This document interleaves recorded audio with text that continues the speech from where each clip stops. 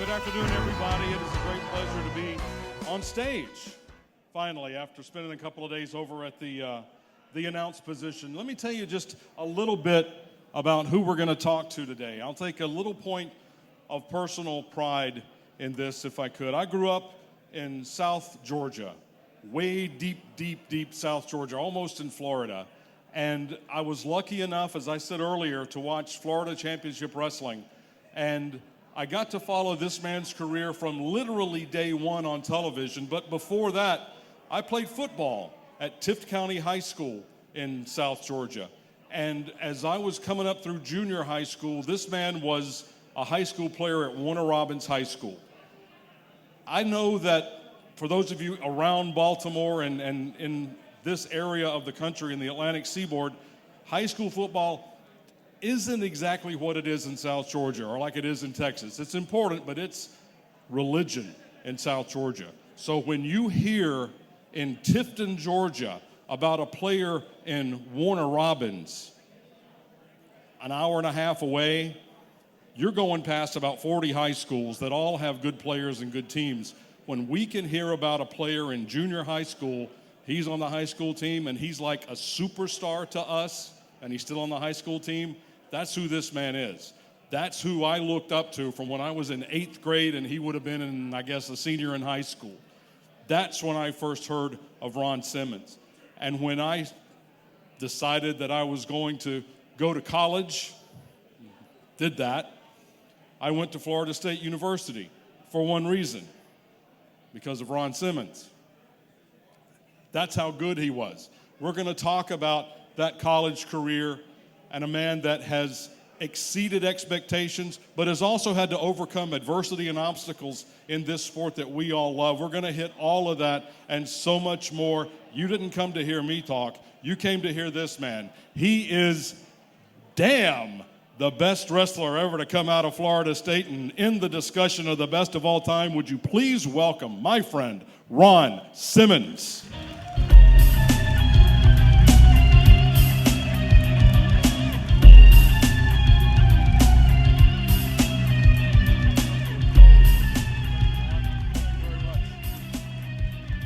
Ron, thank you for joining us. Thank you. Good evening, everyone.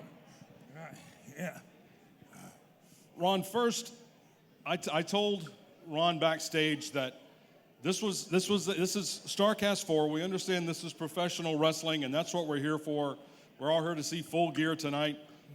But you please indulge us to talk a little bit of football. Oh, absolutely, man. Take us back, if you don't mind, Ron, to those days at Warner Robins High School.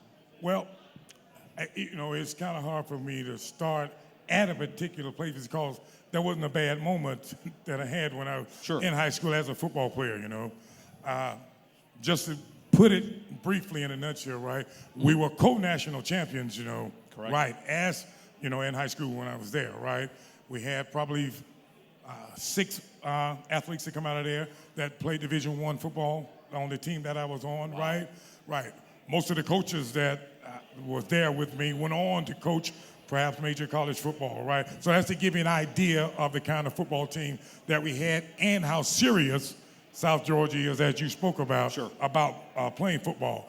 But football, anyway, as we go on, you will see how it was the catalyst leading into my professional wrestling career and how they both parallel and complement each other, Legendarily, at Florida State University, when you came out of Warner Robins and you were a national recruit, everybody wanted you. Right. You end up going to Coach Bowden at Florida State, but the stories they tell about you, the one that just blows my mind is that you came out of high school with a 545 bench.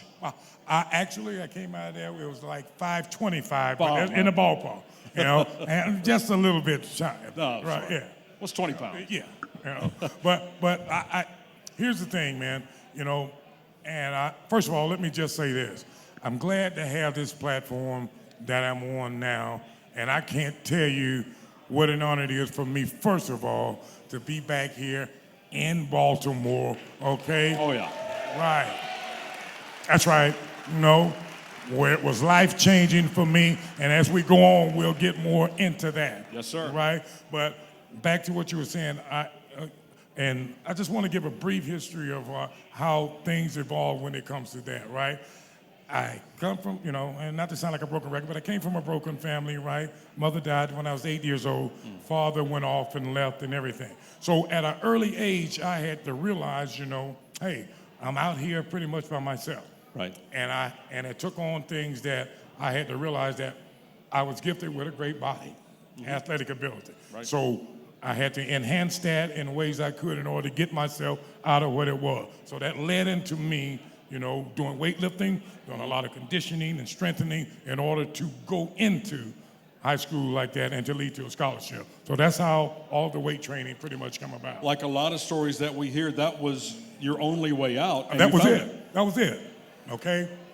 1976, High School Lineman of the Year, first team All-State high school football player. I hate to keep dwelling on that, but I was there. Please go on. But it's just, you won't hurt my feelings, okay? but like probably a lot of you guys, just keep going.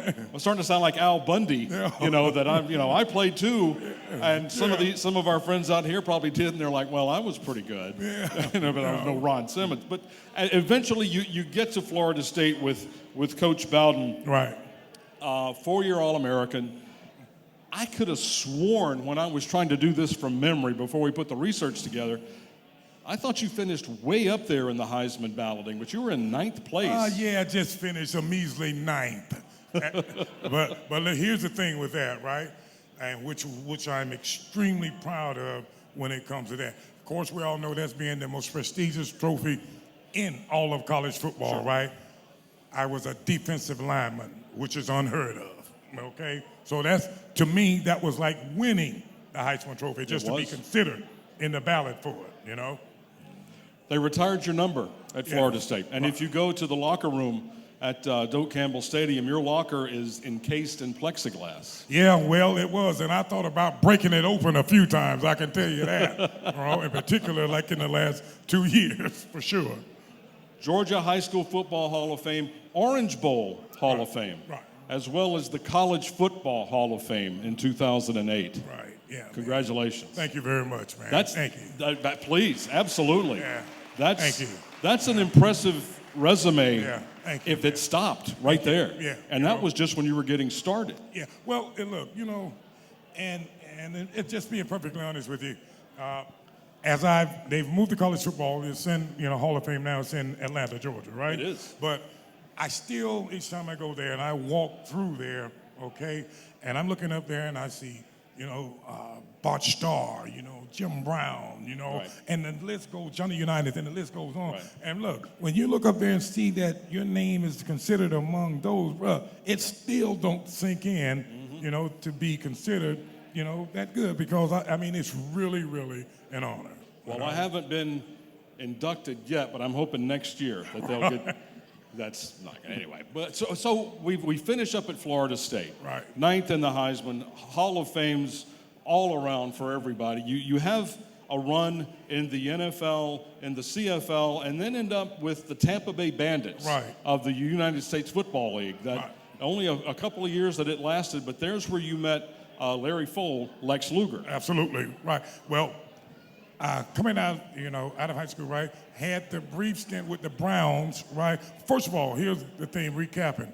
I initially was a linebacker recruited out of high school, okay? Right. So, but my position was changed when I got to Florida State because that's where I was needed the most and where I could play immediately, okay? So I never played down lineman in my life. So going to the Browns as a defensive lineman, right, I was still considered undersized when I got there. You understand? Which if I had played, been in my natural position, perhaps would have played there a little bit longer. But being that I was out of position, that didn't last long. So when I left there, went on to Canada, played there for 2.5 years up in Canadian Football League. And that's when we got the call from the Bandits, right? And my good friend, Lex Luger, Larry Foale, happened to be there at the time, which was a very good athlete in his own right, offensive tackle at Miami, and there, Exactly. So that was once again was a very pleasant surprise for us, being there. And then from there, we would eventually lead on to be lifelong friends in professional wrestling. Excellent. We were just talking to him backstage. when they brought in Lex to Florida, they did an angle with him where he was trained by Hiro Matsuda and brought up into the business. Right. It was an angle at the time. It was a shoot as well, but Hiro Matsuda had Always trained a shoot with Hiro Matsuda. That's a good point. Okay. But a lot of guys had come up. Hulk Hogan famously trained by Hiro Matsuda, but they did it as an angle with Lex to get him in and to legitimize him as an athlete. It worked. Right. Up comes Ron Simmons and Dewey Forte, and they tried to do the same thing, and it worked for Ron Simmons. Well, yes. At first, let's put it. I'm sure a lot of people here in the fans have heard of the legendary Hiro Matsuda. Okay, yeah, for sure. Was a guy that did not cut no corners, didn't play around when it came being trained in this sport, because he wanted to know for sure if you were serious about what you were doing, if you were going to, if you had what it took to go the distance. Okay, yes, he's been known, to pull muscles and break some bones in order for that to happen. Okay, right. And my introductory, and I'm thankful to Lex Luger for this, was through Lex. I was introduced to Hiro Matsuda by him, which was like my second weekend. I called him up and said, "Hey, man, what the hell did you get me into?" Right? I bet. Yeah, but you know what? I couldn't have asked for a better way to get into the business, to be trained the right way, to know what to expect, which I think is missing from a lot of the younger guys coming up today. Good point. I agree. You got there after the death of Eddie Graham. I'm sure you heard Eddie Graham, but he performed in the arena for a few years. Right, exactly. Right. Who was Booker when you got there? Who was taking care of the booking? And well, it was for the championship wrestling, right? So Duke, Hiro Matsuda also was in on the booking, right? Dusty, Sure. Right. So a little bit of each of them had their hand in there. And let me just say this, okay? First, I have been extremely fortunate and lucky to come through the period of time that I did, because I got to tell you, there will never be, and I don't care how long this business is, the best professional wrestlers that I saw and was able to get in the ring with and be under the tutelage than I saw during my years in this business, starting with Florida Championship Wrestling. Brother, I've been in there and been around the best, okay? And that, in my opinion, there will never be any better than that. It obviously worked. Best period of time. When you're in, okay. Yeah. First off, Dewey Forte. Whatever happened to Dewey? Well, Dewey was, I guess, what you would consider in modern days like the big, green, jolly. Yes, giant, he was. Okay. But yes, correct. Very, timid, but just extremely big in size and strong, and not realizing it, right? Right. And by the way, he passed away a couple of years back, right? Yes, he did. But he had all of the intangibles to have made it in this business, you understand? But for some reason, he just couldn't quite, grasp it in the manner that it was needed to be, So it's obviously no one, he was physically able to handle it, but there's a mental aspect to it. Right, and I mean, hey, let's just face it, man, this isn't for everyone. Yeah. You know what I'm saying? It's not cut out for everyone. You can look and have the size, but there's a lot more to it than that. So in Florida, it's still running as a territory.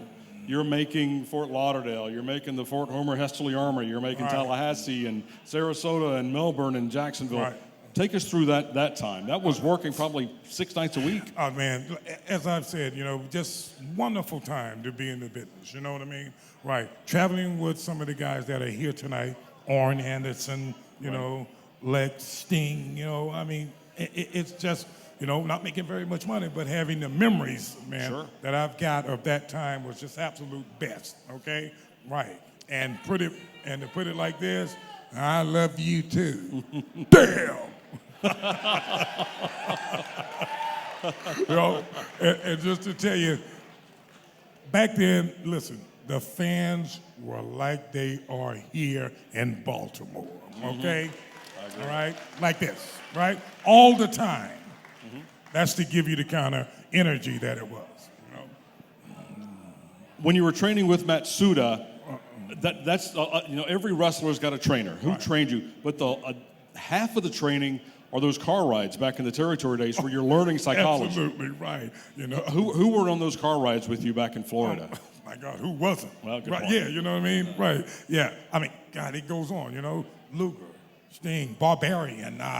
Sometimes even was fortunate enough to go from the airport with Dusty, my God, Mike Rotundo, Barry Windham, and the list just goes on, man. The kind of stuff they don't teach you in the ring. No way, man. But that was equally as important to me as a young, up-and-coming guy wanting to be in this business to learn from that aspect, the psychology, the mental part of this business, which is extremely important, okay? In some cases, man, it's much more than just the physical aspect.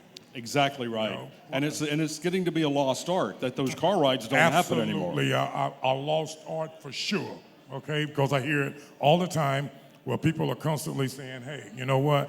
I miss the older days from the angles, from the real good guy, bad guy storytelling thing, okay? Mm-hmm. Right, yeah, I agree. All of that was only 18, 20 months in Florida. And then you get the call to come to World Championship Wrestling. Yeah. Who made that call? How was it? How were you approached? You know what? I got a call, right? And it was a lot of weaving and interchangeables coming in with, and as a matter of fact, I was very, very honored to see David and Jim Crockett here, Yes. Right. And I was very fortunate to have worked under them and very much, Yes. Without that period of time there working with them, bro, it would not be it wouldn't be for me to be here now, all right? Right. Yeah, one of the best period of times in my career with them, and then moving out to Mid-South, still under their guidance and tutelage with them, you know, from Charlotte out into Dallas, Texas out there. Tell us about that run out in Mid-South. Yeah, very good once again, right? You got to understand then territories were where you could move, from state to state in a way, go from Dallas, come back to Memphis, come back to Georgia and Alabama, right? Right. There, you had Devon Eriks, everybody was out there thriving really good during a period of time where Junkyard Dog was, very big in the territories back out in Louisiana and everything, But once again, I was out there with such a great group of guys again, fortunate to meet up with Butch out there, again before this was after the period. Mid-South. Yeah, right, and working with Eddie Gilbert out there also, right. So very good period of time. And the Cowboy. Yeah. Cowboy Bill Watts. Absolutely. He'll come up later. Right. No, we'll save that one for a little bit later. When you first got to World Championship Wrestling, 87, you were Goldberg before Goldberg was Goldberg, and that they didn't even make an angle out of it. You were just undefeated. You didn't lose. I mean, for like the first year, you didn't lose a match. Yeah. Take us back into those days where and the head wasn't getting a little too big, I guess, back then? Well, no. Look, okay, let's just be real here, okay? Since we're talking, right? You got to understand, for me, right, I've been an athlete all my life, right? All right? So being used to accolades and things of that nature was nothing new to me, you understand? Which might have had an effect on some others, all right? Sure. Right. But I was used to being, pat on the back when I did things well, and I was used to being screamed at, as a football player when I wasn't quite doing things that well, right. All right? And I took a lot of pride in everything that I did, and I didn't mind taking the beat for it whenever I wasn't performing well, or doing what I was supposed to do, you understand? Right, but I took a lot of pride in doing what was asked of me, okay? I had no problem with that. All right, like a lot of others might cry and whine like kids these days, okay? Yeah. We took a lot of pride in what we did as men and women back then. They don't want to lose. It'll hurt. It'll kill my career. No, everybody want to be liked. Okay? That's right. That's exactly right. Yeah. And during that period, you talk about athletes. You were in WCW with the likes of Mike Rotundo and Dr. Death Steve Williams, Absolutely. Dan Spivey. That's right. That's a murderer's row of college athletes that had made the transition. Right. And you just spoke of that. A lot of those guys, man, in their own right, were tremendous football players. True. Mike Rotundo, great in college as an amateur wrestling, right? Right. Barry, great football player in his own right, So a lot of them had the athletic background, that I came from. You teamed up with Doc at the third Crockett Cup. Right. How was that? Oh, great. Fantastic. Everyone that remembers or has been around Dr. Death knows, hey, he's a high energy, high intense guy. Yes, he is. Extremely shoot personality and shoot for real, understand? Yes. Right. Was a great football player and a very good amateur wrestler. Yes, he was. Right. So it was good for me to team up with him because we complemented each other. You Yes. understand? Right. Because we looked the part and we were the part You could in do the it. ring. Yeah, you know what I mean? Right. shoot. Yeah. Did you to go back a little bit, Warner Robins, Florida State, had you ever done amateur wrestling? Obviously, football was... Not just in high school. You did? Yeah. just So high you school. knew the...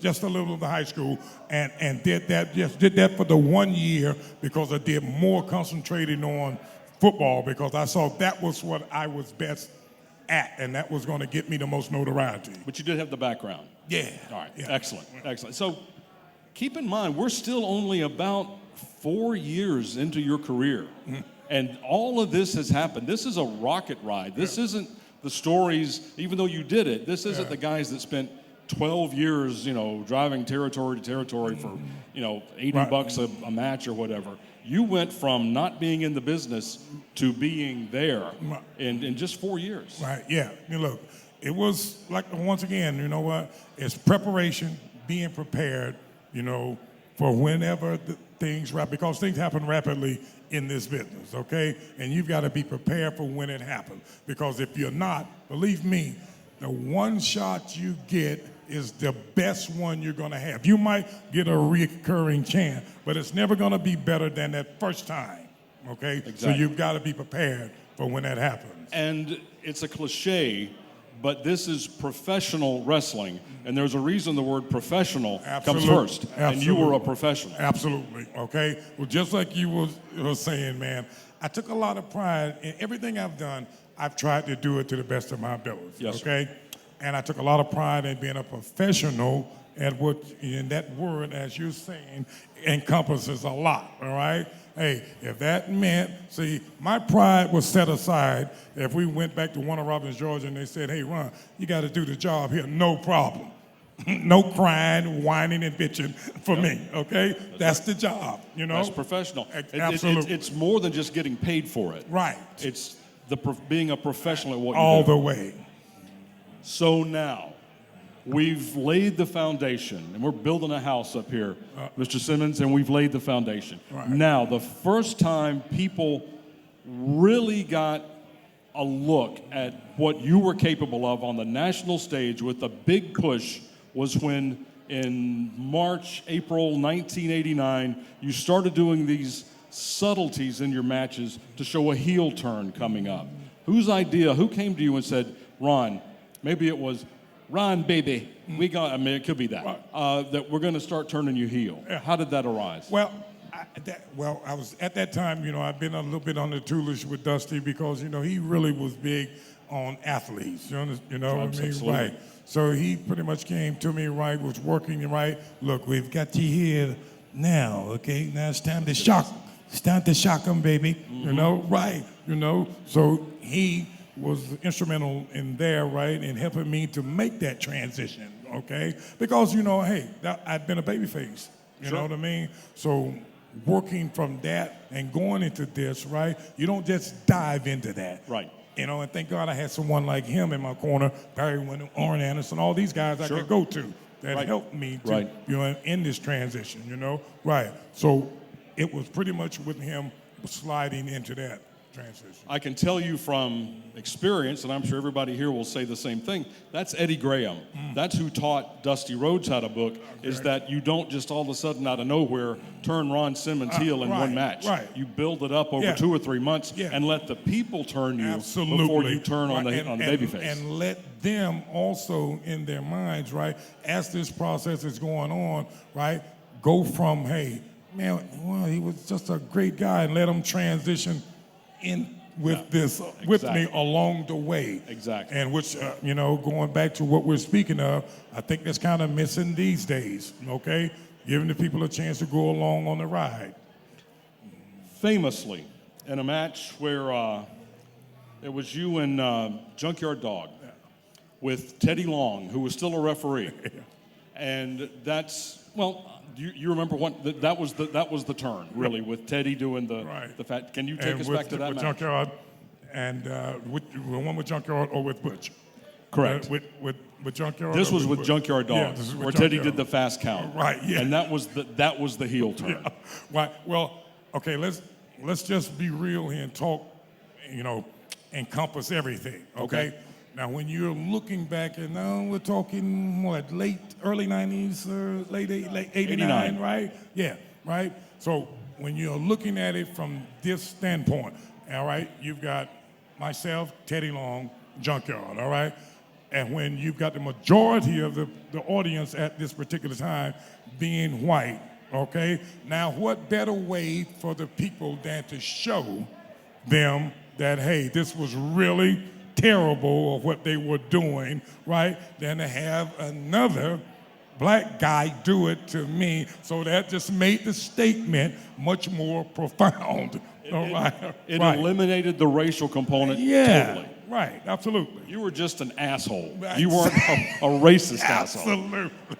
And so, and then there's the thing that you all did with Ranger Ross and the Samoan SWAT team to cement the heel turn. But from there, we saw you and Bruce Reed come in under the hoods as Doom with initially woman, Nancy Sullivan. May she rest in peace. I always laugh and get a kick out of when everyone speak of that, right? Because, all right, maybe you had 6 at the most, right?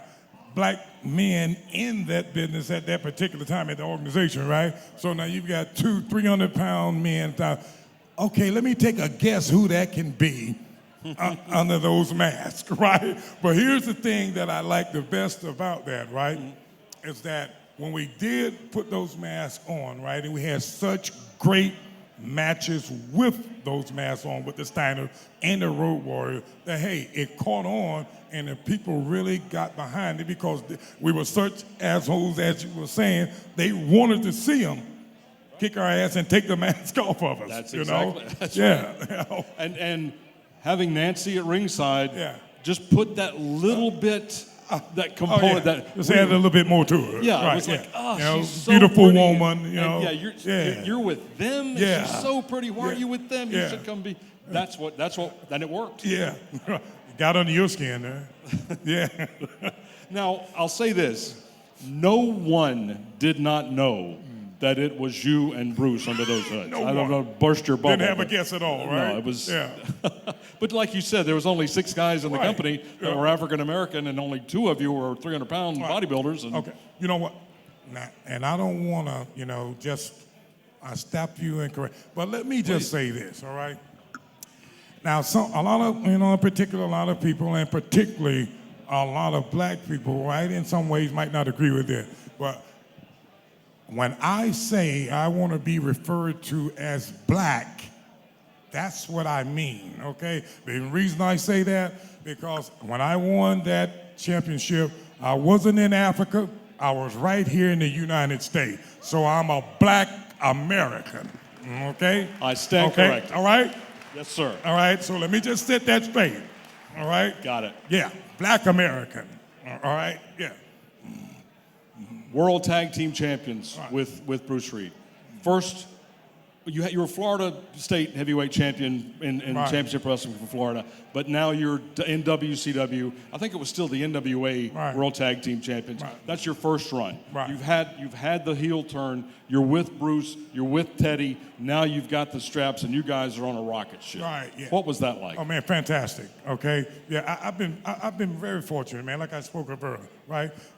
To be with Teddy. Now Teddy, you gotta understand, for a lot of people that might know him, right? And he's held every job in this business. Started out driving, pulling the ring, worked his way up to being a referee, right? Going on, to collect money at the doors, worked his way to being general manager, right? And then manager, of Butcher and I. So he had a wealth of knowledge, all right, that helped me in the ring, you understand, for how I should do this, how I should project my image and everything, right? And then having been tagged with Butch, already been in the business 5 or 6 years prior to me being tagged up with him, right? That just helped me even much more, And unlike a lot of those guys that are put in that position, Teddy was not in any danger of becoming a wrestler. No. He's like no threat. 120 pounds soaking wet. Yeah, no threat. And still is. Yeah. He could stand inside of that lighting grid. That's right.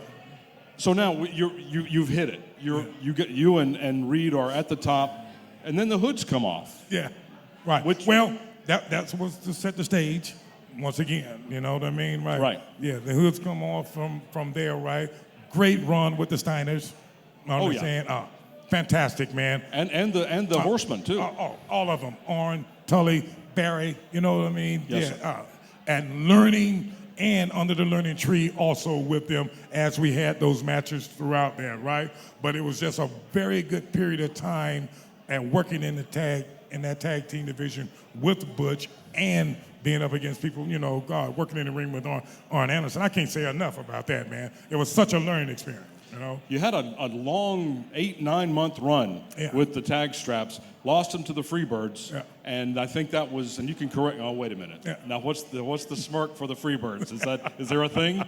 No, I mean, listen, from with Michael Hayes, right, who was a good friend of mine, very instrumental in me, also coming into WCW or WWE at that time, or F, right? Right. But working with the Freebirds, man, and a totally different style of wrestling when coming from working with the Steiner Road Warriors with the Freebirds, a lot more finesse in it, you know what I mean? Yeah. But very good in their own right, a little bit more of a psychological part of it, right, but it was very good. But you guys, to bring it full circle, you guys didn't miss a trick. You're working the Steiners, legit all-American amateur wrestlers. You're working the Road Warriors, who were just brawl, street tough, bodybuilder, powerlifter guys like you and Bruce. Right. And then you get to the Freebirds, who are something else. But the matches were all terrific. Yeah, all of them. Well, it all goes back to what we were speaking of, right? When we spoke of character, and psychological part of it. Mike and Jimmy, they had enough of everything to fill in all the blanks when it came to size, and then the finesse part of it, right? In areas that I might not, been missing, they knew how to fill those gaps in for me when I was in the ring with them. They had at that point, they were, or Jimmy Garvin had been 20 years in. Right, So, for me, at my process, as I say, man, from during the period of time, it was learning as well as, me being in the ring, performing with them, right? Yeah, so it was good. And still, we're only about 6.5 years removed from you, talking to Lex and then getting hooked up with Matsuda. That's amazing. Yeah. It's still, as I was putting this together to just do the factual chronology, how quickly that happened for you. Yeah, it's amazing, Lost the straps to the Birds, which was to set the stage for the turn to feud you and Bruce. How was that? How did that go? Yeah, it was actually, it got to a point there, right, where things kind of got real for a moment there, Okay. Well, with he and I, right, because look, sometimes we didn't see eye to eye on everything. I can imagine. Right, right. Sometimes hey, when you're in the car together, traveling all the time, right? Hey, you can get on each other's skin, and it's kind of like a marriage. Yeah, and it just happened to be that we were getting ready to make this transition, okay? Which, look, I got to tell you, so when we got to the building, and this is what we were going to do in the process of making this turn, look, people probably saw it from a standpoint of me and him, me coming from, being the heel and making the transition to babyface. But look, it was real because we were mad at each other, okay? Wow. We wanted to kick each other's ass for real. I've never heard that story. That's why I came right. Woo. I mean, that's two horses going at it for real right there. Babyface turn after the bust up with Reed. Yeah. And again, doing the research, I actually saw one of the researchers that had put some of this together that I'm reading said you went down to the middle or maybe sometimes to the lower card and worked up-and-comers like Kevin Nash and Scott Hall during that run. Yeah, right. Who were only a couple of years away from destroying the business, as it were, and glad they did. Right. And had no problem doing so, okay? Sure. Right, because, look, as you go on, man, you pick up on how this business works and how it don't be too eager to get to a certain place, all right? Otherwise, you might not be around as long. So look, take your time. Go along for the ride. So then the slow build continues as Ron Simmons as a babyface in WCW. Halloween Havoc 1991, you and Luger. Right. Coming full circle. He retained the World Heavyweight Championship then, but it was obvious from the way that match was booked and the way everything went that night, you were destined for bigger and better things. Right. And that's when we get to 1992. Right. You know, I cannot stress enough for having gone through what I did, like working with the people that we spoke of. And then for it to get to the point and working with Lex, was absolutely perfect to lead into what was going to take place, man. Sure. Okay? And one of the things, that I really enjoyed about getting in the ring with people like Lex, Animal, and Hawk, and people like that, bruh, they worked, they didn't gripe a bitch about, hey, okay, if you hit a guy looking in, hey, it looked real because it was real, okay? Supposed to be. Right, we looked apart, and sometimes we hit each other and it felt apart, Right, so it was very good leading into what was about to take place. Cowboy Bill Watts. We talked about him when you had your run in Mid-South. And Cowboy Bill Watts was not afraid to push black athletes to the top. Right. He did it with Junkyard Dog. Absolutely. He did it with Butch Reed. That's right. He tried to do it with Savannah Jack back right. in Mid-South. And now he's got the All-American Ron Simmons. Absolutely. And let's just go on the record, and I want to just, so you hear it out of my mouth and you know it's real, okay? All right. Everyone always, when they speak of Bill Watts, and a lot of people like to give him a bad rap and way somebody's a racist and all of this kind of thing and all right. But look, all right, I never felt that coming from him, okay? Like I said, listen, man, I've been an athlete all my life, and the way Bill Watts would sometimes approach things was like a coach.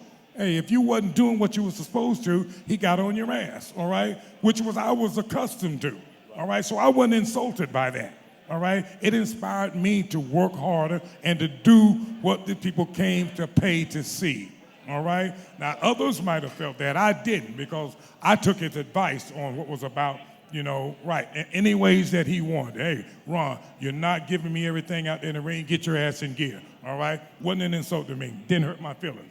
Made me get out there and want to do it better, okay? And the one thing that I've always admired about him, it did not care what color you were.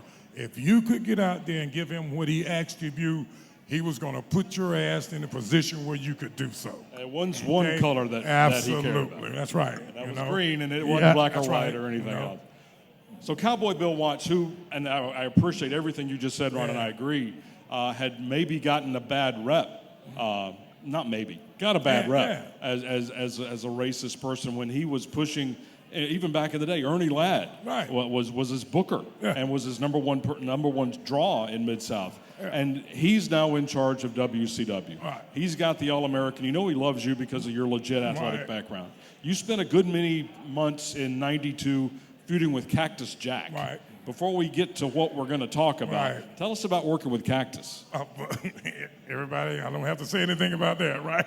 Look at everybody, right? Listen, very unusual, unorthodox style, in which I'm accustomed to.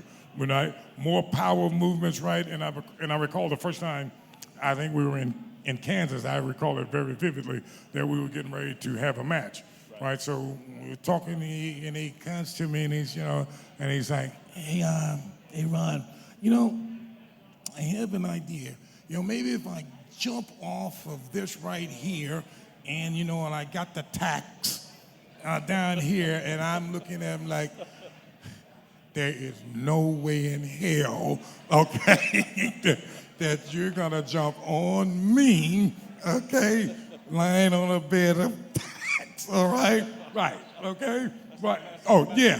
Okay, right. So, his style, but listen, was very unorthodox a little bit, right? Which is very good for me in another way, because I'm learning, also to blend this with what I do in the ring. All right? Right. Yeah, So you were learning what not to do. Yeah. I'm not doing a tack match. Yeah, let me stay away from the fire.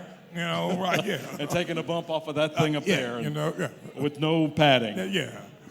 So that's how first part of 92 went. And then we get to, I don't want to make you mad, believe me, but it's okay.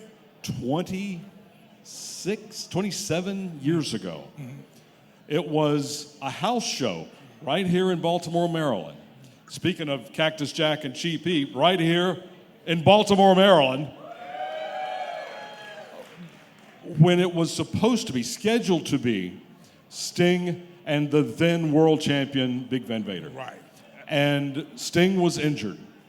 And Cowboy did an angle where he had a raffle on the television show. You take it from there. Well, just as you're saying, right? I come walking into the building, and here I am, as we said, I'm working just a bit above mid-card, right? So Bill Watts calls me in, you know, and someone came to me and said, hey, Ron, Bill wants to see you in the office. And I'm like, oh, shit. What did I do now? You know, I'm on time, right? I'm thinking of, what did I do traveling here? I didn't get a ticket. I'm not late, you know. Am I going to get fired or what? You know? Right. So I go walking in the office and he's, sit down, you know? Right. And he says, you know, listen, some things have taken place here, you know, with Sting, you know, and he can't be in here tonight, right? So we're going to do something a bit unusual tonight, right? And I'm like, gee, what could that be? You know? And he says, look, we're going to hold this raffle, but at the end, I think perhaps in some way, you know, it's going to be a world championship match tonight, and we just want you to be prepared for it. I'm like, well what do you mean, just be prepared? I'm thinking, my God, it's going to be a world championship match tonight. You just want me to be prepared? Right. And sure enough, right, and have the raffle. He still has me on edge still about this because no one knew. So you didn't know, for real? No. Wow. No idea.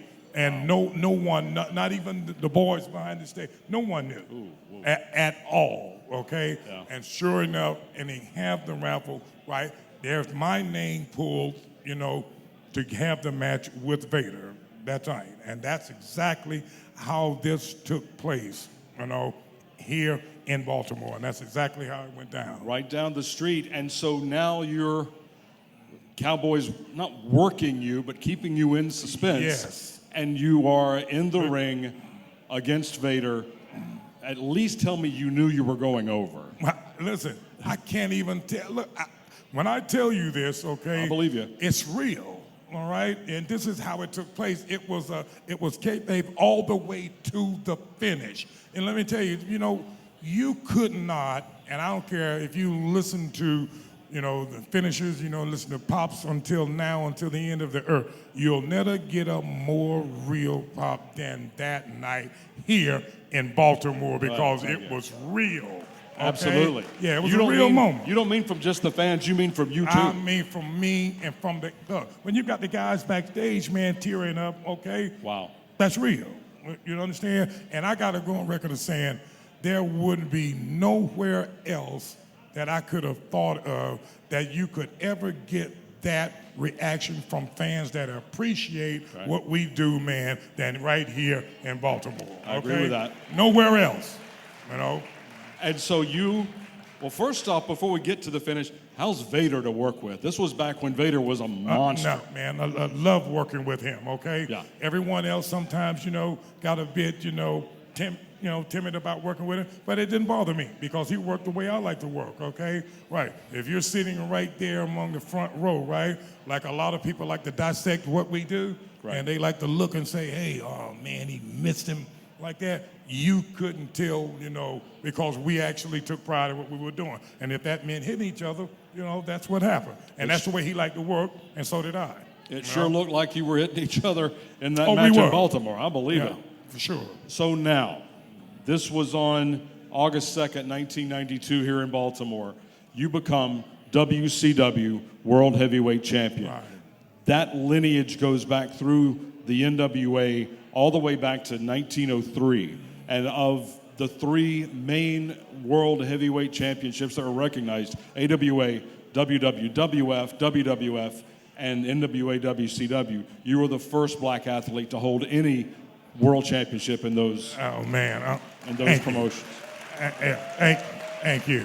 Right. You know, thank you. You know, and you know, I'm all, and first let's just say this, right? And when that took place, I wasn't thinking of, historical, impact it was going to have. I'm thinking it was just like everyone else that comes up in this business, man. I wanted to be the very best at what I wanted to do. And of course, I wanted to eventually one day become world champion, right? I had no idea it was going to take place then, right? And even to this day, just like there are several times up there today signing autographs, man. People will come up to me, man, and it's not just, among black people, but it's among white people, people of other Asian descent, right? It comes to me, you know what, man? You helped me, that changed my life with what you did that night in Baltimore, okay? You can't ask for anything better than that. Absolutely right. That's the best compliment. Each time I hear that, you cannot, get a better compliment for that and have a much more appreciation, for what I did, man. That makes it all worthwhile. Broken home, small town in Georgia, hard work in the gym and just hard work and a professional work ethic through Florida State, through Florida Championship, through Mid-South, through NWA, into WCW, into the World Heavyweight Championship. That's an inspirational story, whether you're black, white, Hispanic, Asian, whatever. That's right. Doesn't matter. Absolutely. Right. So we've got you now as World Heavyweight Champion. You had the run for five months as World Heavyweight Champion. Lots of time in the ring with, again, Cactus. Some stuff with Doc. Barbarian. Right. We haven't talked about Barbie. Yeah, fantastic to work with. Okay. Yeah. Terrific athlete. Strong. Absolutely. And I can't emphasize enough for me, man, to have worked during that period of time, because I got in the ring with people that were comfortable with me and what I like to do. And my style had the athletic ability, big, fast for their size, Right, exactly. And I can't, listen, I'm a stickler for that, all right? I just am. I might be a little bit prejudiced in that regards when it comes to that, because that's the way I like to work, all right? And I love working with big guys like the Barbarian. Such an athlete, And Barb would come off the top rope. Anything he's a you want to do. 300-pound guy. Anything you want to do, he was capable of doing it, all right? Yeah. Just like the many guys that we were speaking of earlier tonight. Lost the title back to Vader after the run. Started to bring you back down to the middle of the card. That's the way it goes. That's all right. That's the business. That's good. Had a feud with Dustin Rhodes for a while. Talk about Dustin. Who's going to be on the show tonight? Yeah, fantastic, man. Good to work with, Easy to get in the ring with. Right, you got to understand. I mean, God, look at the pedigree and look at the background. Sure. That he comes from, Understand everything about it, right. No problems with whining, and like we were speaking of, right, earlier tonight, right. Getting in, doing the job, right, and can take everything, that you dish out, right, yeah, good. Stayed mid-card, a couple of feuds with Rick Rude, Right. our friend, may he also rest in peace. Right. And then your final match in WCW in September of 1994, and then I sort of that much a wrestling historian. I don't remember this at all, but you spent several months in ECW. Yeah, right. Tell us about that. Yeah, that was a total different transformation for me. I bet. Because that, of course, everybody knows of their style, and they started what you see, I guess, now on the internet now, that people are trying to emulate ECW from what they started years back. Absolutely. Okay, right. They're the innovators of what you now see, and some refer to it what backyard wrestling and other names for it. Right, Sure. right. But very, very good to go in there and get another different style of working. Although it being more gimmickry, than what they were. Yeah. Okay, but look. My thing was I stayed away from steal the fire and the tax as much as possible, even then. It's professional. But a very good experience, though, man. And you had a couple of shots at Shane Douglas for the championship there. By all means. Always love beating up on Shane. Good friend. And so then, again, we're still only 10 years into this career out of the USFL, and then the debut for the World Wrestling Federation. Right. But Ron Simmons didn't debut for the World Wrestling Federation. Right. Tell us about Farouk Assad. Yeah. Well, of course, we know Farouk Assad had a couple of different characters, right? And I'm sure a lot of people was always wondering about the first Farouk Assad that appeared with the blue helmet on, right? Right, yeah. And it was a funny thing about that, because when they came to him and they said, well, look, this is where, we see you, we see you with this Roman type of Spartan image. Okay, well, I'm feeling that because I'm hearing it verbally, right? So, and I'm like, well, yeah, I can get into that. I can see this, gladiator type of thing, dressed up like that. But my version, I had saw the full armor, the metal. You understand me? I wanted to take my thing off like I was standing before Caesar or something like that, right? So then they put the sketches down in front of me, right? And they drew it up and they had the color drawn in. I said, well, hold on a minute. I don't recall a Roman centurion having a blue helmet, They said, well, yeah, because, your helmet is made of leather. What the hell is that? Right? Yep. And they said, and as well as the rest of your outfit, okay? Yep. So, all right. So I'm thinking from that point on, I'm like, oh, God, here we go, man. This is going to be a career killer for real, right? So, but this is where everything I was speaking of earlier tonight comes into effect. With having been under the guidance and tutelage of Arn Anderson, Barry Windham, Dusty Rhodes, all these people, now this is where this plays into effect for me. Right. What can I do with this character? Exactly. Now is where I have to put that knowledge to work, okay? To give to the people out there the visualization of that, hey, let's get past what he looks like, okay? Right, and look at him in the ring. And that's what I put more emphasis on, right? With the debut of Farouk Assad, you were with Sonny, right. with Tammy Sitch. Right. What was that like? How was she? Yeah, she's very good to work with, man. Sonny had a very, she had a very outgoing personality when she got in front of the cameras, right? And she was very good at that time at what she did, and it was very good, working with her, Well, at some point, they decided that the Roman gladiator thing was just played out. Yeah. And then in what, personal preference, maybe my favorite Ron Simmons era, and that was the Nation of Domination. Absolutely, and loved it. Talk about that. Thank you. Man, I had such a great time doing that, okay? It was, because it was something that I could immerse myself into, okay? I could talk about topics, be political in some ways with it, right?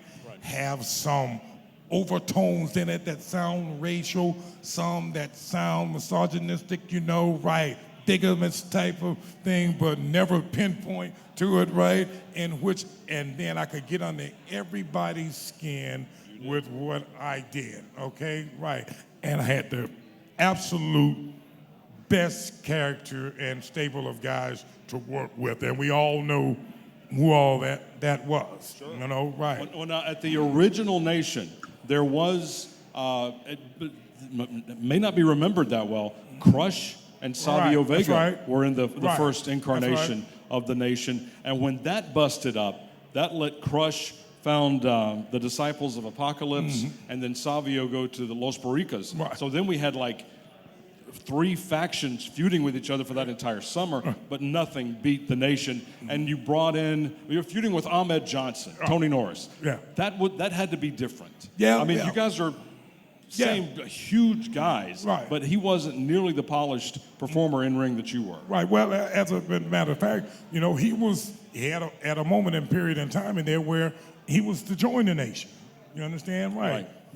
But there was a problem there, with him wanting to come in, and this was when we was right at the height of what we were doing, okay? He wanted to come in because he and I didn't see eye to eye on something. He wanted to come in and be a leader along with me. That's not going to happen right there, okay? At this time right now, no, we ain't ready to make that transition yet. And still, it's a side of Ron Simmons that we had not seen. Yeah. And that's why it was so entertaining to me. I'm like, this is the All-American. Yeah. This is the guy that was the first black world champion. This is, even when he was a heel, he was a cool heel. Yeah. You really are an asshole heel with the Nation. Listen, bro, I had a great time doing it. And I mean, literally, it got it got very real at a lot of times Sure did. because in that character, you know, and sometimes I really had to catch myself because doing it from the background that I was doing it from, people always equated it, you know, with being, you know, from the Islam nation and everything, and which, if you recall and going back, I never, you know, hit on anything about any religious background of anything. Correct. But it was taken that way, and to show you how real that was, I had been doing this with probably a year and a half or so into it, and we were going to Chicago at the Rosemont, and I'm dressed up in, you know, my entire attire and getting ready to go over to the building. I come to the front desk at the hotel there in Chicago, and we're getting ready to go over to the Rosemont for the match. But I didn't know that, you know, that the nation, real nation, was having a conference inside the hotel at that time. You're about the Nation of Islam. Yes. Oh my And goodness. I'm standing up, you know, at the front desk. So, and one of the guys walked up to me and he's like, "Oh, Brother Farouk, oh wow, man, what a blessing this is to run into you here at this time." And you know what? I am freaking out, okay? Because, and he says, "Look, if you got the moment, would you just come in and speak to the congregation just for a moment?" And I'm like, "Oh God, they are going to kill me, okay?" Right, and I can't tell him, you know, hey, I'm not real, man, okay? Right, right. I'm not real, okay? So I quickly just I told him, give me a moment. I'd be glad to get back with you. And I turned to the guy at the desk and I said, "Well, please, would you ring Charles Wright's room? Quickly, fast."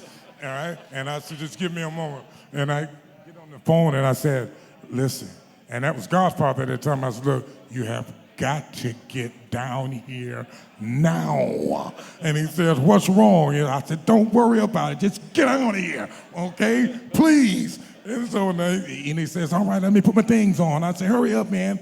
And so I'm stalling and everything, right? And when he comes down, and I'm winking and everything I can do to him, right? And I introduce him. I said, "This is Brother so-and-so. He's from the Nation of Islam." And I said, "Don't we have to be to the building like right now?" Say yes. Right? He said, "Yeah, we got to get over there right now." So, "Oh God, man, I'd love to be with you, but I have got to get over to the building right now." And that's just how real that was. So if you can get that across to them, okay, and let me know I was doing my job pretty well. Well, you talk about working the boys. That's about as close as it gets. Thing, yo. That's a fantastic story. Yeah, thank you. Yeah. Well, in addition to the Godfather, to Charles Wright, Yeah. D'Lo Brown, part of the nation, and a young up-and-comer, as it were, a guy that was not getting over even like a fart in church as a baby face. That's right. And that was Rocky Maivia. Right, absolutely. Tell us about early days of The Rock. Right. Well, you know, of course, everyone. Yeah, well, of course, most of the people here were very young at that particular time. Some were like toddlers, right? But they had tried several things, you know, with him, right? You know, with his background, you know, trying to get him over. You know, trying to do the same thing, you know, from that angle of, you know, the big, strong Polynesian type thing, right? Even had him at some point trying to dress up, you know, in that same native garb, jump off the top rope, this type of thing. Wasn't working with him, you know? Right. So they came to me and said, "Hey, look, Ron, you know, we got this idea, right? Maybe we can, you know, join him through the nation." Hey, absolutely. Okay? And the thing about him, man, was that he was so open to learning. You understand me? He was a stickler for learning, picking up on things, all right? He picked up a lot of phrases that I used to say back behind stage, you know, like, "Hey, shut up." In real life, shut up, you know, talking to D-Lo or some of the guys, "Hey, shut up and know your role." So, you know, he went out, made $1 million with it, and, you know, still owe me money. Okay, right. I'm sure the check's in the mail. Right. But, you know, he was willing to learn things, man, and open for doing that, right? And when he found his character, Yes, he did. okay, right, he found his character and his position in which way he wanted to approach himself, you know, on the mic and in the ring through the nation. So I'm really proud of that. I couldn't be more proud of them, all of them. Absolutely, you know? absolutely. And I'm starting to see a pattern developed here because eventually the Nation of Domination split up, Yeah. and who was the impetus behind that but Ron Simmons? Right. And that was in a match where Ken Shamrock and Rocky are doing their thing. Shamrock gets the Shamrock lock, the ankle lock, whatever he's doing, and you had teased it a couple of months, and you ran down and turned and ran back. You wouldn't save the Rock, and now we've got the bust up of the nation. Yeah. Tell us about that. Well, it was, you know what, and that was one of the few things that I really hated to see disassemble, man. You know, I really loved doing that, and I loved the guys that I was working with. Okay, it was such a perfect fit.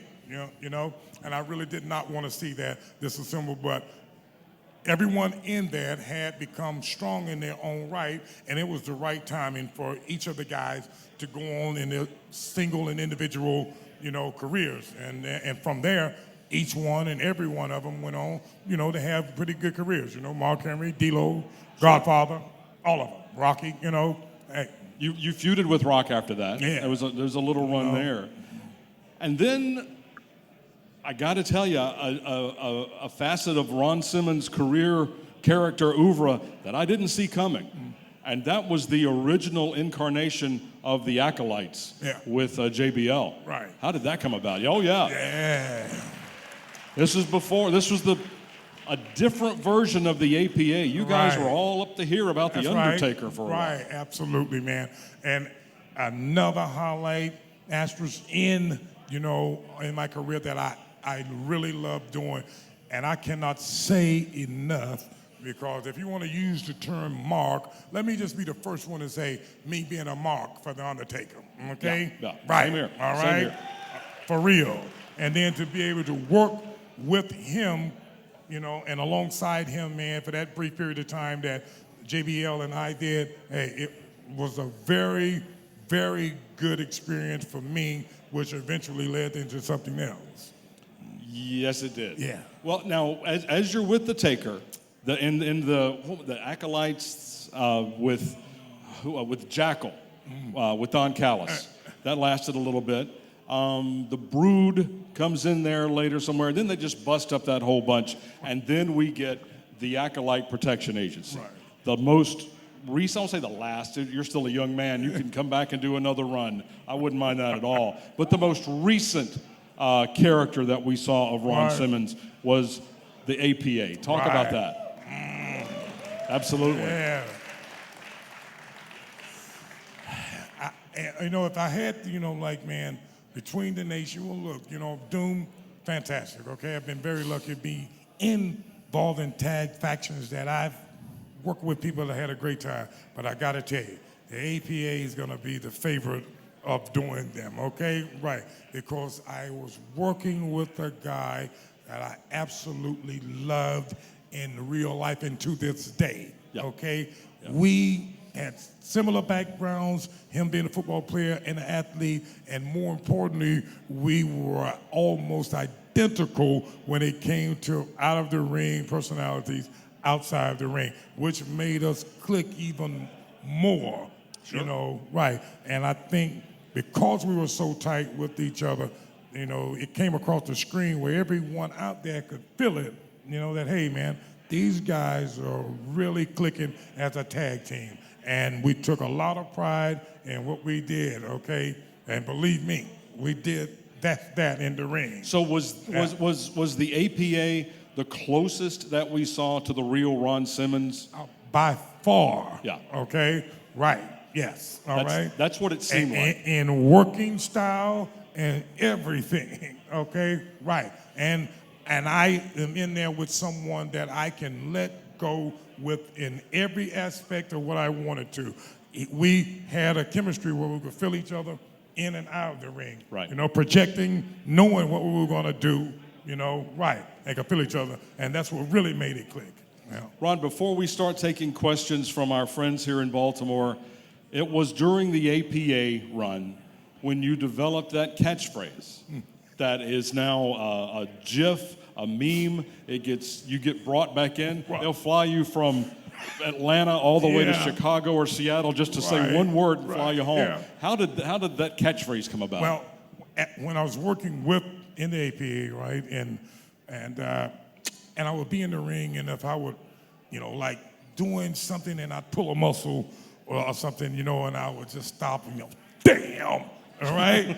And so, the people in the front, 10 rows could hear me, and like each city perhaps that I will go to, and if I do something clumsy and something didn't go right, and I'd just stop, damn, right? And I came back to, I can't remember exactly what town it was, and everybody within the first 10 rows were saying, damn, and I stopped and I said, hey, and I looked back at Bradshaw, I said, what the hell are they saying? He says, I think they're saying damn because you say it all the time when something is going wrong. I said, I say that? He said, yeah, you say that. So the writers picked up on it, in the back. And so when we went back to Chicago, and John Cena and Booker T were having back and forth verbal feud. Right. So they said, well, hey, Ron, look, we want you, just after Booker T and John Cena gets through with this exchange, we just want you to just walk out on the stage and say, damn. I said, what, are you out of your mind? just walk out there and say damn. They said, yeah, but say it the way you say it. I said, well, all right.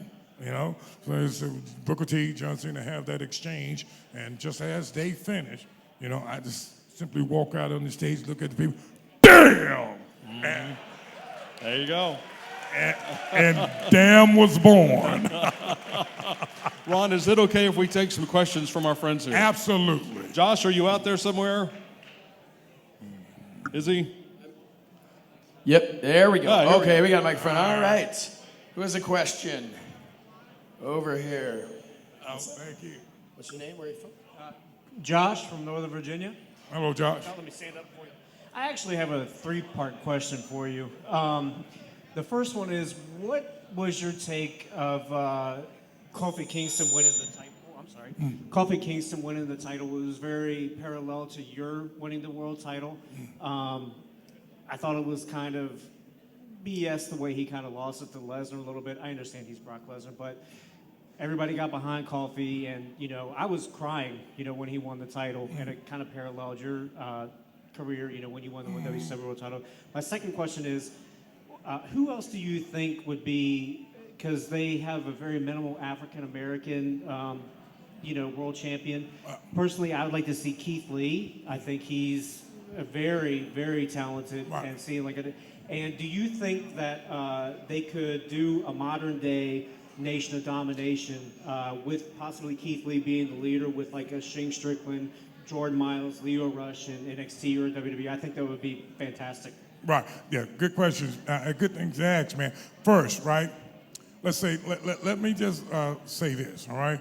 When you are exchanging titles, and particularly, as you said, right, when you're going from with the stigma, we're always equating things, with black and white, and the difference in being in this, right? Listen, and from a standpoint, if somebody knows, it's first of all looked at from a business standpoint, okay? Right. So let's get that out there first of all right? And I've always loved to see people get a chance that have worked hard, okay, and put in the time, just like Kofi. You understand me? Yeah, he put his time in, man. He pays him due. And he was, as we spoke of earlier tonight, he is one of the young guys that have been around, that carries himself well with that, all right? But now you got to also look at every aspect of how the populace of everyone is going to buy that. It's all still sometimes left up to the people. They have the last say in this thing, okay? So don't ever sell yourself short as fans, all right? Believe me, they pay attention to what you do, all right? How you viewership and how you attend those matches. He was due at a shot at that because he put his time in for it, all right?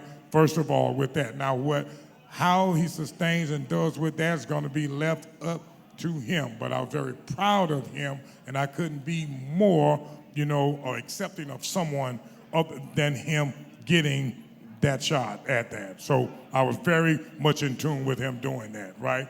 Now let's go to that last question, the one that you Could had, they do right? another Nation of Domination? Yeah, let's go to that one. Absolutely not today. Okay? All right? No. Let's just get real here for a minute, all right? You could not do that today. And you know why? Because if the people that remembers the nation and being on it, you will always equate that to what we did, all right? And it would never be the same. And you couldn't do that nowadays because the people wouldn't allow you to get into the topics that the nation covered. Because everybody these days wears their feelings on their sleeve. You know, you'll have everyone calling or tweeting about what you said, you know. But see, you had real wrestling fans back then that understood, hey, it's showmanship.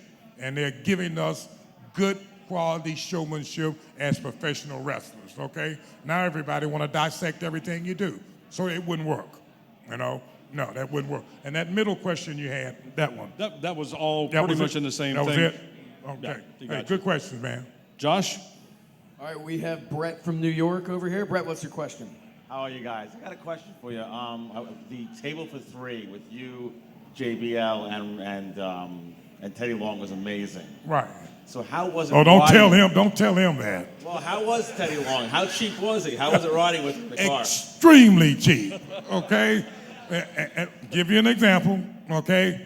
He would be the life of the party as we're traveling. You know, if JBL was driving, right? And I'm sitting in the back probably throwing beer cans out the window or something like that, right? And he would be the life of the party over here laughing and joking and everything. And as soon as we got to a toll booth,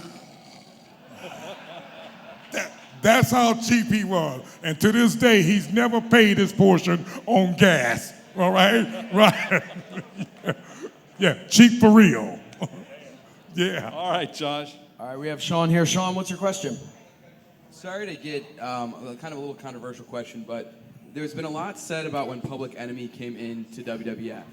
And I've heard all kinds of different stories and rumors and whatever, but I'd love to hear from you. What was the story there with Public Enemy when they came in, had that like a short couple week stint, and then they were out? Right, well, they came in, right, let's go back again. Like I said, I'm a business guy, right? Do what I've been asked of me, and so was JBL. At that time, we were tagged, all right? So this was their debut. They was getting a shot to come in. You understand? Showed up late. All right, this is your first day. You understand me? So you would think everybody's want to do, it's like showing up to any job. Damn, don't be late, okay? So they show up late. We don't have time. We're getting ready to go on, about 15 minutes. Don't have time to go over anything about what we're going to encompass in the match. Myself, I extend the olive leaf, which I never do mostly, because he and I, Bradshaw and I just usually get in the ring and handle it, all right? So we extend, this olive branch to him. Hey, look, understand this, this first time, and they totally brushed us off. Oh, God, I could have blew my top of my head off, okay? And we both looked at each other, and once again, there's that feeling between good friends, like, okay, that's the way this is gonna go down, so we'll see you out there. So we just got out there and just did things for real. And that's how that happened, right? All right, we have Dan here from Maryland. Dan, what's your question? Hey, Ron. Love the story about hearing this backstory about you winning the title here from Vader. Historic moment, without question. With Leon's recent passing, Right. you got any good, funny anecdotes or stories or road stories or anything about Vader you could, like what he was like and, or something funny or something? Well, Now that he's not here to get the receipt on you. Yeah. No, you know what? Only thing with him that when you talk about him, man, everything that comes back to when not only were a lot of guys, like a little bit afraid and timid to get in the ring with him because of the way he worked, right? But sometimes, they were also a little bit didn't want to get in the ring to work with him because they never washed his gear. Well, okay, right. So they didn't want to lock up with him, Yeah. So that's one of the things that comes to mind with him, right, when I think about him on that. But no, man, he's fantastic to work with, and I really could not have thought of anyone, better, to do business with. And by the way, to this day, man, I appreciate him doing business the way he did here in Baltimore, okay? A real professional, okay? Yeah, he did the right thing, you know what I'm saying? He could have been a jerk about it, you know, went out there, had a absolute horrible match, but he gave the people here, man, what they wanted to see, and I'm forever grateful, you know? I got to tell you, Ron, I think you make it now an even 100 people that have said Vader never washed his gear. That's kind of like one of the Yeah, worst that's kept secrets that's in the real, business. right? Everybody yeah, says that's real. Josh. All right, we have Tony here from Maryland. Tony, what's your question? Hey, Ron. Hey, man. Jordan Miles has been in the news lately with a lot of comments out speaking against situations in WWE. Without asking to comment on the specifics, what advice would you give Jordan Miles on how he should have handled that situation? Who the hell is Jordan Miles? AC. That's your answer. So, Jordan Miles is a wrestler. He used to go by ACH on the Indies. Okay. He was speaking out. There's a shirt. I'm There's still the shirt. lost. So we had a shirt that came out that was Yeah. just, it was a black shirt with a red smile on it with just his name as if it were teeth, almost like the old black cartoon style. So Yeah. he handled it speaking out saying that WWE was racist and that there was a lot of stuff going on. And he was very outspoken on Well, wait, Twitter. hold. Let's go back first of all, right? First of all, okay, I don't know who Jordan Miles is, but what did the shirt have on it? Two big red lips, watermelon, or what? Yeah, What it is was two big red lips, and he was told that his name spelled out in white was Teethy, and that's what they wanted Well, to show. he had the shirt on. He didn't have the shirt on, so they said he approved it, but he came out and said that he didn't. All right. Well, okay, look, let's look at it like this. What did we just go back to saying here, okay? What we do in this business is what? Thank you. Okay? Right. All right? That says everything about what I'm speaking of now. All right? If you cannot understand some of the things that would take place in this is not cut out for you, okay? Now, having said that, are there incidences where racist things are occurring? Hell yeah. But damn, that's in all walks of life, right? Okay, now it's how you handle it and how you're able to handle it. Like I said, this business ain't cut out for everyone, man, all right? Right, and then I can also say this, be careful how you carry yourself in this, all right? Right. All right, Josh. Thank you. Good question. Yeah. All right, we have another question here. What's your name? All right, we have John from Virginia. John, what's your question? Hi. There was a brief period of time that Owen Hart was in the Nation. I think he was actually feuding against you. But I was wondering if you had any remembrances or good stories about Owen. Fantastic, man. I'm glad you brought that up, right? And which a lot of people don't know of, right? That he did have a brief period of time there with us, man. And anybody that can remember Owen has been around him, man, funny guy, man, could, uplift you. And there were days that I would come into the locker room, maybe upset or feeling bad about something else outside of, being equated to the businessman. And he was always in great spirits, Fantastic personality, and needless to mention about his skills in the ring. But I'm glad you brought that up because all of my memories of him are nothing but pleasant and uplifting, man. Great guy, I'll second that. Great guy. And it's hard to believe that we're now past 20 years since Owen passed Wow, away. man. That's hard to believe. Great guy, Miss him. man. Great guy. Thank you for saying that. All right, we have Jim here. He's from Baltimore. Jim, what's your question? Hi, I just wanted to know, with all your time and everywhere you've wrestled, what would you consider the most fun that you had? What time period, what time frame where you had the most fun, the best match you would say other than your title match? Right. You know what, bruh, and this is in all honesty, all right? I am a very fortunate guy to come along when I did, okay?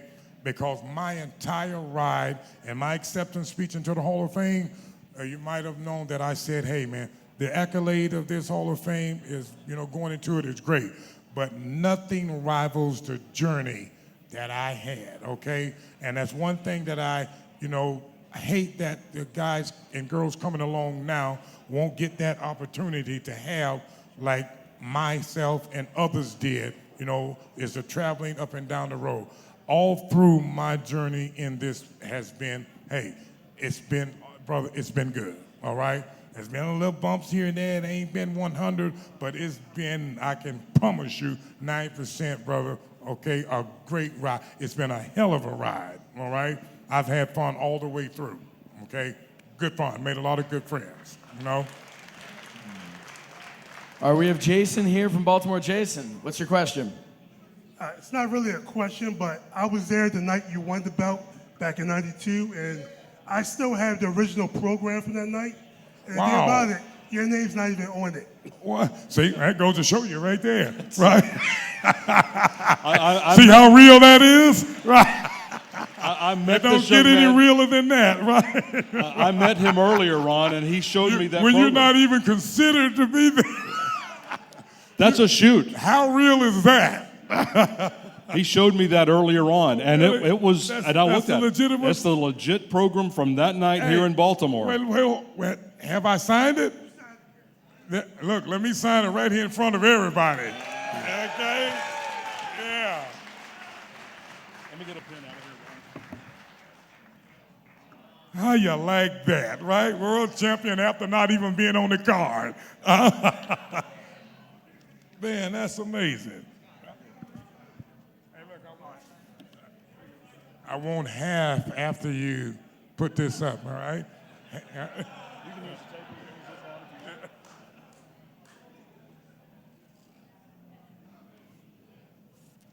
Wait, hold on a minute, brother. Wait a minute. You got an imposter out there somewhere? I'm looking at Ron Simmons right here. All right. Well, I'll tell you what we're going to do, right? How about we go Farouk? I was trying to tell you, you already signed it years ago. Well, let's go Farouk on it, huh? But that's a perfect example of how And real now, that was. Now we're going to date it for you.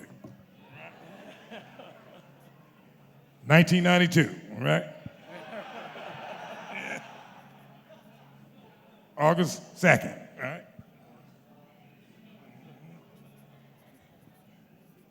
Now it's real. Thank you, buddy. Thanks for bringing that, man. Yeah, that's all right. See, that backs up everything that I was speaking of, right? If you're not even considered to be there that night, right? Yeah. Hey, that's good, man. Thanks. All right, we have And walked out Angel. world champion. Not Yeah, even on the show. You know, right. That's great. We have Angel here from Pennsylvania. Angel, what's Yeah. your question? Ron, how are you? Good, good, man. Is that your question? Yes. Something that's overlooked that we have to talk about is there's Stings, there's Lugers. Like I said, you are a staple to professional wrestling, and I think that's Oh, overlooked man. Thanks, many of the bro. time. Thank you. Thank you. But I gotta ask, Thank you. APA was probably one of the best eras that I've seen Ron Simmons. Right. Now, there's got to be, as many times as between cigar smoking and beer drinking, do you have any beer stories for us? Any bar stories with JBL? Hell, none I can remember. Yeah. Look, man, look. All of my beer drinking and stuff, look, it's real. All right? Legendary real, okay? Look, hey, let me just go to tell you, man, listen, they've had to call back home to my wife, right? Like, you know, like, hey, you got, you know, this Ron, he's got to pay for some damages here at the hotel, okay? He ran everybody out of the bar last night. He broke the mirrors inside the bar, okay? Saloon style, all right? Throwing the glasses, don't remember anything. So if that don't give you an idea of what it was like, okay, right, yeah, okay, right. So APA drinking was real, all right? Yeah. All right, Josh. Yeah. We have Chad here from Northern Maryland. Chad, what's your question? Yeah, Ron, when you find out that you're going to get this young upstart, Rocky Maivia, and put him in the Nation of Domination, obviously you're getting some instruction because, you know, the guy couldn't get himself over. And, Right. And, you know, is there a moment, a click, when you said, this guy is going to be the greatest success in this industry, or would you have ever seen that even possible? Well, yeah, you know what? Yeah, actually, I saw all of the talent was there. Here's the thing with what we do, man. He came in, right, like we said earlier, he was trying to emulate what, his cousins, and some of his relatives had done. It already been done. You have to find your own character and niche in this, what makes you feel comfortable with doing, all right? He was a good study at watching, all right? He'd watch me, he'd watch, from the standpoint of, me, doing the interviews, doing the delivery, right? And if you'll notice, he went from that timid on the mic, kind of childish type of image, right, to much more outgoing. You understand? Right. When he came through the nation and he found what made him feel comfortable with doing. He had all the skills. The wrestling pedigree was there, right? He just had to find what his image and what the gimmick side, I should say, was going to be for him. But the talent was already there, man. And each time I see him now, in some of those bad movies that he make, I'm proud of him. Right? All right, Josh, I think we got time for one more. Yeah, there's one more here. This is Paul from Huntsville, Alabama. Paul. Oh, Huntsville. What's your question? This is a question for you. I've always wondered about this, never saw it written about. When you, going back to '89 and Halloween Havoc, when you guys had your pay-per-view debut against the Steiners, Jim Ross, if you watch back that tape, he clearly blew one of the calls. He referred to one of the masked men as Reed. Did that ever get talked about backstage? Because he definitely referred to Butch Reed as Reed while calling the match. Right. I just wondered if that was ever discussed. I mean, like you said, everyone already knew anyway, but it was still interesting to me that he blew it. Yeah, well, here's the thing about it, right? Hell, everybody knew it. And so, you know what I mean? But just like we were saying earlier, right? And the reason that probably too many people did not, and it's amazing, though, to show how much people, talk about your fans, right? Don't sell yourself short. Look at what you just said. You know how many people probably would have caught that? Right, absolutely. That's how, what I'm speaking of, man, when you take pride in what you're doing, right? And that's what I like to hear right there, right? But the thing about that was that people already knew, and that's why they did not make a fuss about that as much. Now, however, that been today, oh, God, man, you'd have 1 million tweets and everything about it, Right, right, yeah, but that's good. I like that. He is a Georgia High School Football Hall of Famer, an Orange Bowl Hall of Famer, a College Football Hall of Famer, and a member of the, wait a minute, one more? We actually have one more. It was such a good question that we wanted to go ahead with this. What's your name? My name's Larry. I'm from Washington, D.C. I was there in 1992 when you won, so that was a big deal for a lot of African Americans. I thank you again for being that person that we looked up to. But the question I have for you is, I will put you on the Mount Rushmore of African Americans, Black Americans for wrestling, and I was wondering who the other 3 people you would put on that mountain. Oh wow! Out of what we're speaking, I mean, out of all wrestling, sports or just wrestling? Out of just from wrestling. Oh man, that's woo. You know what, bro? It's gonna be impossible, for me to answer that. But look, I'm gonna tell you, like, 2 people, all right, that's gonna come to mind, all right, that I'm gonna stick up there for sure, right? All right, and I'm gonna leave the last one out of it, okay, because it could be a host of other people, all right? I'm gonna put Dusty Rhodes up there, okay, and I'm gonna put Bill Watts up there for giving me the opportunity. Wow. All right, right, all right, and just let me say this, okay, right. I am a very grateful man for everything that has happened to me, all right, in this business, okay?